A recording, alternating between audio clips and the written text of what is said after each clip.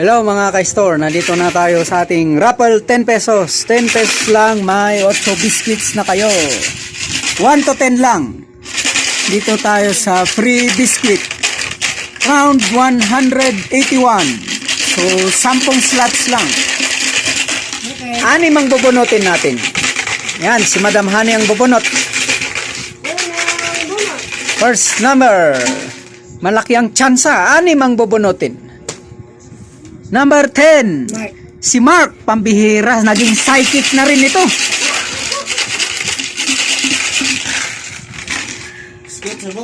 Ah. 8. Sir Albert, pambihira. Isa rin itong psychic.